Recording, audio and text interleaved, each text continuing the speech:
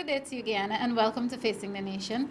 I am Malika Ramsey. Thank you very much for joining us again this week. Well, this week I'm extremely happy today. I'm happy to have this young lady back on Facing the Nation. Of course, she is no stranger to Facing the Nation. At any time, I can call her up and she comes on to speak to the public. But today's conversation is very, very important. As you know, after the May 2015 general and regional elections, His Excellency, the President of the Cooperative Republic of Guyana, Brigadier David Granger, decided that it was necessary and fitting, and of course it's a view that the entire government shares, it was fitting for us to focus on and pay lots of attention to social cohesion, because the idea is to bridge the various gaps that exist between our people. So social cohesion, a department, the Ministry of Social Cohesion was created, and today it is my pleasure to bring back to you the Minister of Social Cohesion. As you know, just after the election, she came and she spoke with you and she gave you all the plans and the intentions of the Ministry and the Department of Social Cohesion, and today she's here to tell you, to give you an update basically about the progress and the works of social cohesion. And as you know, there was a recent announcement about there now being a day of social cohesion, so she'll also be talking to you about that. And I know you're mostly interested in when is Facing the Nation taking calls from the public again. But I'm pleased to announce today that we are taking calls from you today, because this minister is not only about social cohesion, but she has a very wide knowledge about governance and politics and so on, because she's been doing this for a very, very long time. So I'm going to accommodate your phone calls today so you can pose your questions. Of course, the only thing that I always urge you to do is be respectful and get straight to the point. So the minister is open to questions from the public today. So after our discussion, I will definitely open up the phone lines. But enough from me. Let me just welcome her back to Facing the Nation, the Minister of Social Cohesion, Honorable Amna Ali. Thank you very much for coming back to Facing the Nation.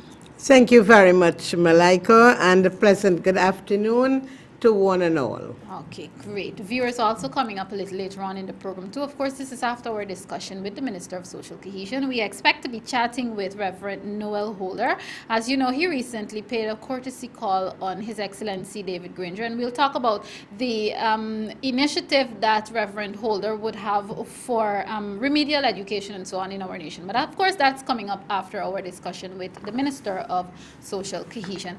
Minister Ali, you have been doing a lot of work. Your ministry, your department is very, very busy at this time. Let's talk about social cohesion. Since its establishment, what have been some of the major accomplishments that you're particularly proud of at this time? Oh, well, thank you very much, Malika. First of all, I want to say that I am very proud and very happy that the President had this vision to establish a ministry such as the Ministry of Social Cohesion, because like you said, that it is about bridging gaps, it is about bringing people together, it is about working together, and we need those things in Guyana. And so I'm particularly happy, first of all, to say that the President, in his wisdom, has done a great job for Guyana in establishing this new ministry. Now, because this is a new ministry, many people ask the question, what is social cohesion? What is this all about, and so on?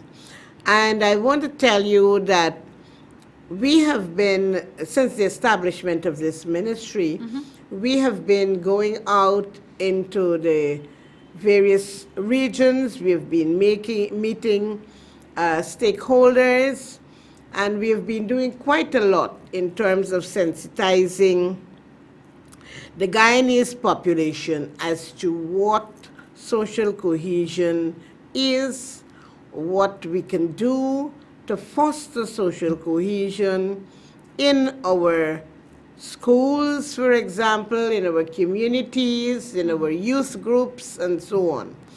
And so we have started out, I would say, on a very impressive track. Okay. Because we've had in 2015 a round table which was held on the 3rd of September. And at that round table, we had participants from all 10 administrative regions. We had stakeholders from the religious organizations, from faith-based organizations, youth groups, and so on. And at that round table, they came up with a number of recommendations as to how we can approach social cohesion, what we can do to foster social cohesion. And so we have used those recommendations to start and to have a basis on which to work on. I want to tell you that we had some very important facilitators at that round table. We had like Mr. Sridat Ramphal, Mr. Crispies, we had representative from the Commonwealth and so on, apart from our own local personnel in Guyana. Since then, we have embarked on working on a strategic plan, a 5-year strategic plan. And we have engaged Dr. Theo Gittens, who is going to work with us and assist us in dealing with this 5-year strategic plan. We have also embarked on establishing an interministerial committee. We cannot do it alone. We've got to collaborate with all the ministries and agencies. And so Dr. Michael Scott of the University of Guyana has kindly consented to be the chair of that committee. As a matter of fact, they met already, and I think they are meeting again on the 4th of May to progress with the work of the Interministerial Committee. I want to say to you that one very good recommendation that came out of the round table was the publication of a booklet which should be used in schools, because we've got to start with our young, yes, our indeed. children. We have to be able to teach them not to hate, to love.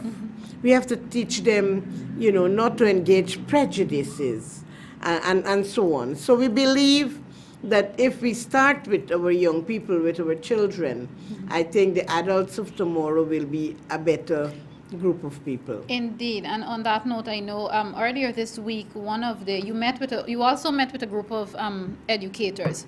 What feedback are you getting from them? Is it difficult or not in terms of putting this sort of forward movement and forward thinking into the schools at that level? What's the feedback you're getting from the educators specifically?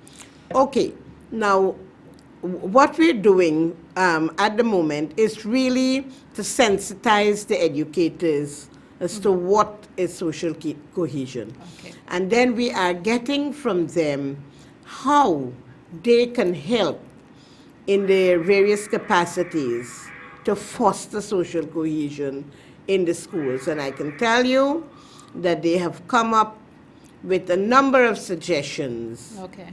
Cultural, sports, and a number of other things that we can do within the school system to help our school children. And rather we have started that, many children, they not lack the capacity, but their parents lack the capacity of sending them to school, and so they suffered a lot of inequalities as a result. There was child labor being prevalent and so on. And you will agree with me that the introduction of the President's 3Bs project, Yes. where many students are benefiting from boats, buses, and bicycles, that is helping a great deal in reducing poverty and also in reducing the inequalities among our young school children, and they are very, very appreciative of that. Wonderful. We can see the appreciation, but of course, this is where I have to before we continue on some of the positives, I want to talk about some of the criticisms that yourself and the ministry would have received recently. Now, we've heard things like there is no need for social cohesion.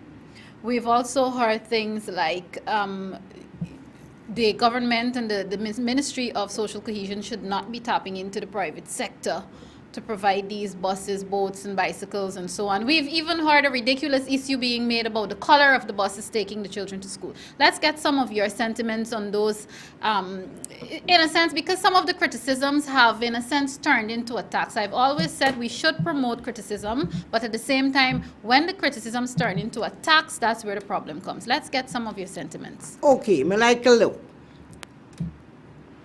Social cohesion is good for Guyana because everybody will know that we have prejudices, we have inequalities, we have poverty, we have differences. But we must not use these differences to be barriers. And the good thing about it is that there are benefits by us working together, regardless of your color, your religion, your race, whatever, we are one. And we must appreciate that. What is bad about being one? What is bad about working together? What is bad about developing ourselves? What is bad about developing our country? And so I do not understand why one would think that there is no need for bringing people together, for working together, for developing ourselves, for eradicating poverty, for reducing inequalities. I mean, I believe that person has got to be drunk. Now, on the question of tapping into the private sector, let me say this to you. We have excellent corporate citizens in this country. They themselves want Guyana to develop. They want to see betterment for our children and so on. And they have come forward voluntarily. There are no conditionalities.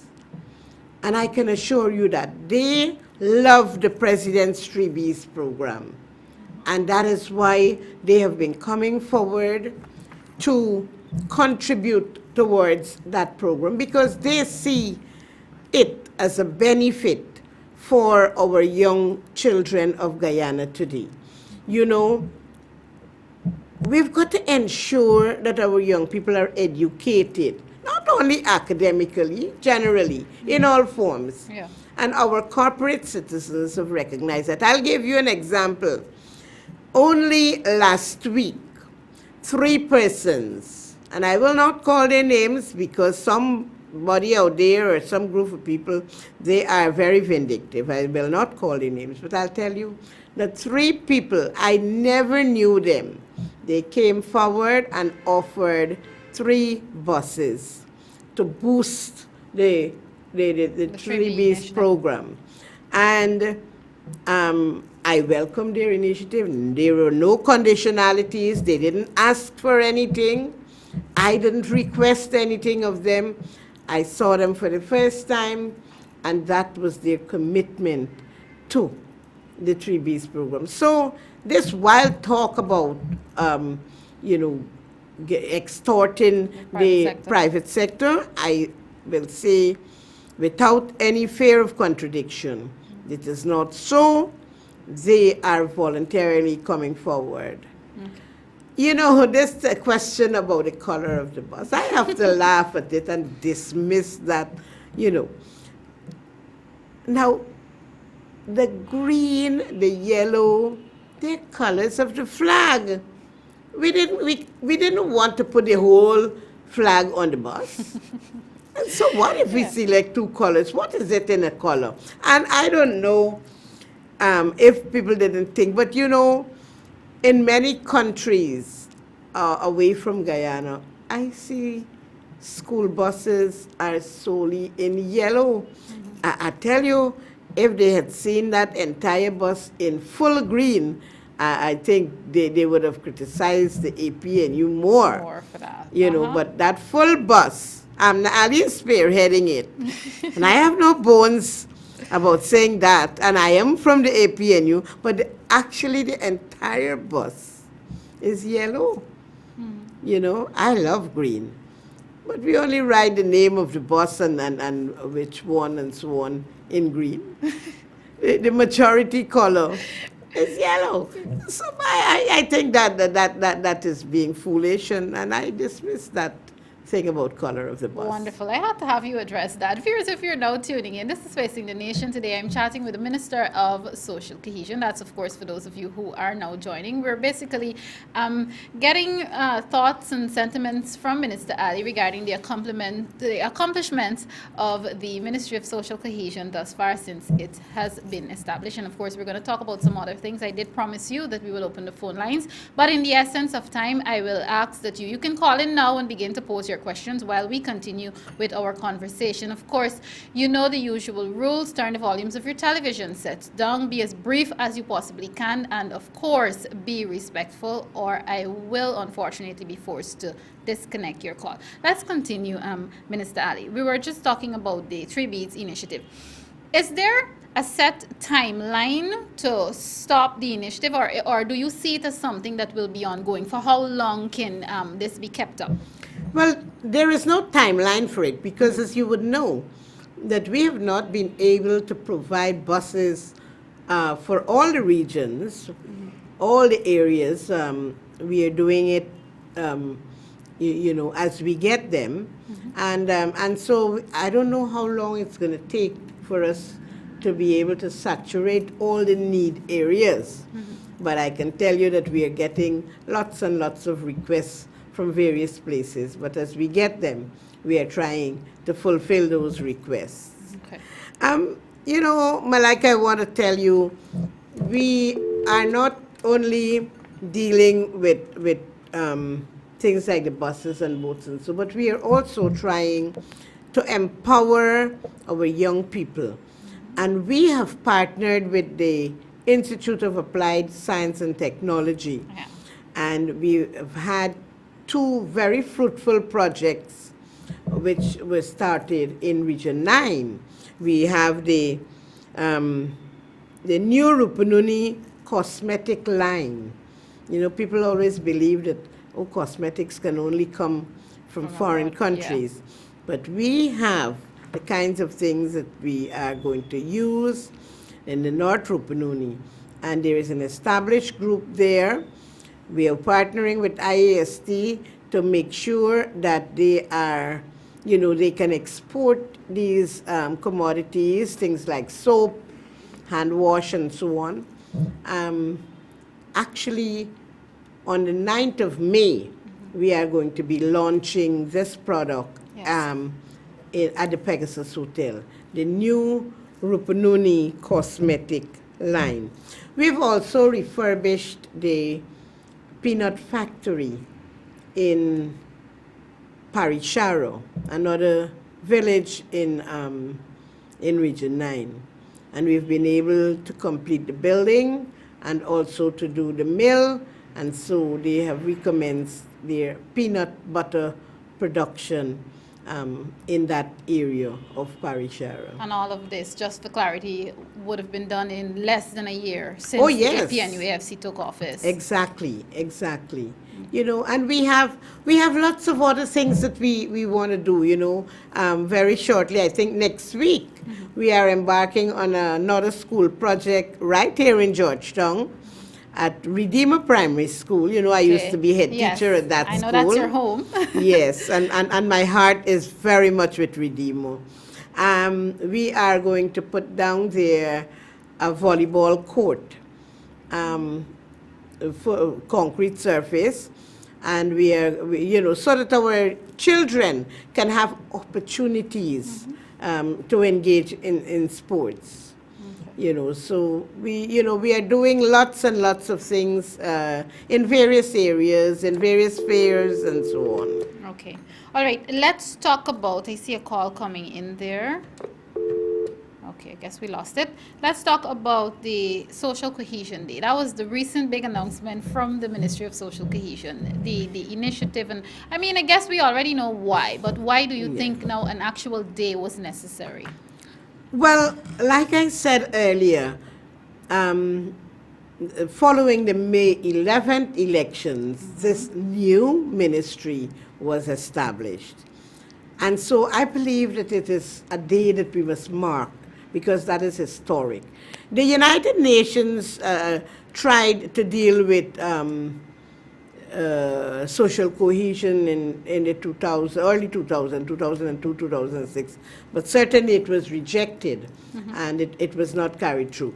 But this government saw it fit to have this new ministry to address these problems. And so we believe that that day is a significant day. So we've named it Social Cohesion Day.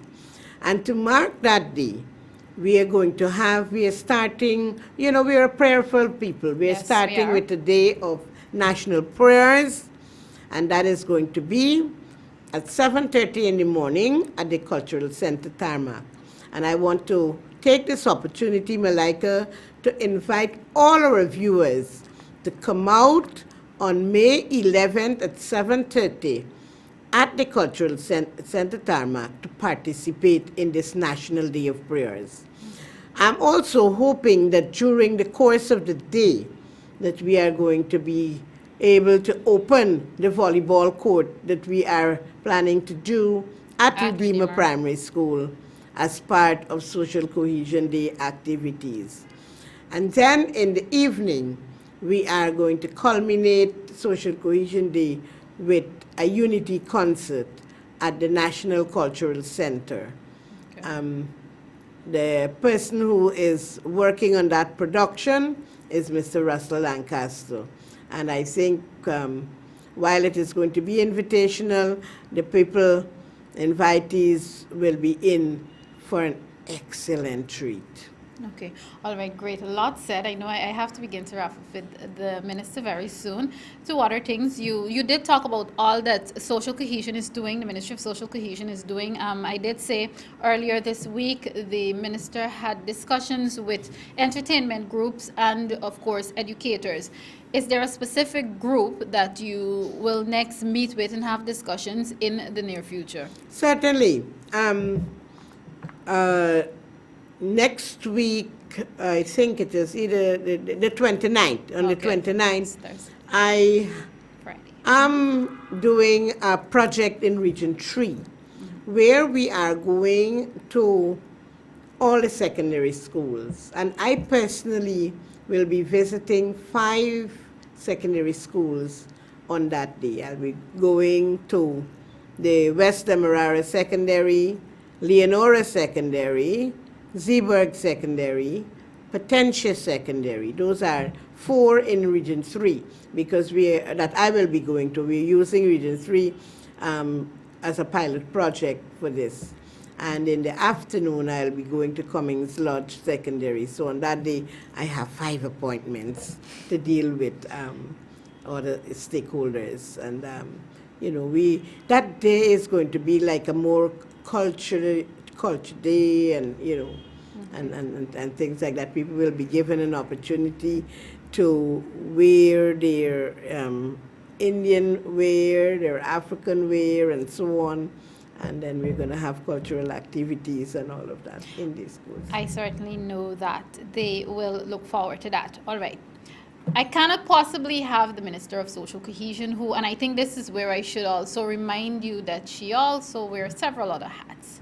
She is the Assistant General Secretary of the People's National Congress Reform. Of course, she did say to you that she's a former teacher. She's still, some of us, many of us, especially the young persons in the youth arm of the PNC, we still consider her a teacher and a whole lot of things. She's one of the stalwarts, political stalwarts in our country and in our nation, and a woman who, we can look at and learn so much from. So because of that, I am going to use the opportunity to ask you to assess yourself. It has almost been, it's almost 1 year since the APNU AFC coalition government took office. The government would have on one hand come in for high praises on the other hand, some serious criticisms. And because of some of the things we saw playing out in the media recently, there are people who are supporters and not necessarily supporters who are a bit uneasy right now and concerned, and there are question marks everywhere, and people are asking, did we really and truly make the right choice and so on. Just to put some of those fears to rest, could you address some of the issues and remind people that really and truly the government has their interests at heart? Well, let me say, first of all, Malika, that regardless how good you be, people are going to criticize you. I wouldn't want to personally assess myself and the work that I am doing.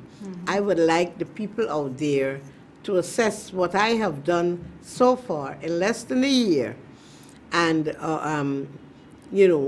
to make a true assessment of whether they think that social cohesion has really been doing justice to the various communities. But what I want to say is this: I would not allow myself, nor I do not believe any of our ministers will allow themselves to be distracted. People will criticize you. Things are happening, and I can tell you that we are grappling with this situation. Some things are, unfortunately, they just happen. Some are orchestrated and so on. And people have various reasons for doing things. But we are not going to allow ourselves to be distracted. I believe that we have achieved a great deal in such a short time, not only in social cohesion, not only in my ministry. Look at Georgetown, for example. Look at the various communities. Many people have said to me that, oh boy, y'all have really transformed Georgetown. Look how Georgetown is looking beautiful. I look at the play parks that are being established alongside North Road. I forget the name that there is for it. Merman's Mall. Yes. And there are lots of places, bridges being built across canals, making like at Dekendron, in Region 3.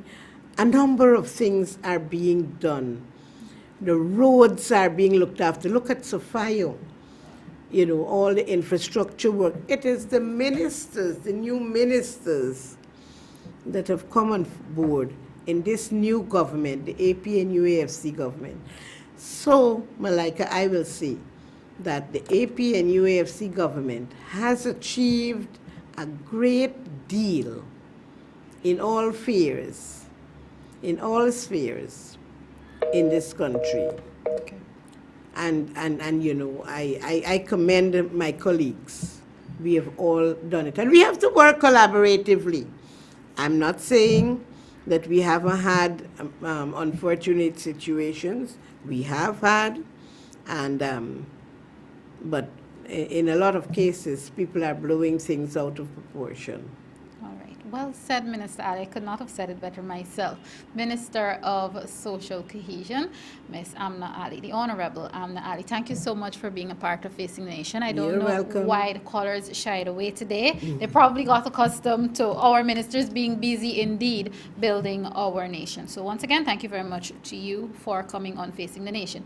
Of course, viewers, if you are now tuning in, you missed a really great conversation. But as I always say, those of you who follow me on social media, you can view this conversation a little later on today on my YouTube channel, and it will also be posted to my Facebook page. This is Facing the Nation. Coming up on the other side of the break, I will have that conversation with Reverend Noel Holder, as I promised you in the beginning of this program. Stay tuned.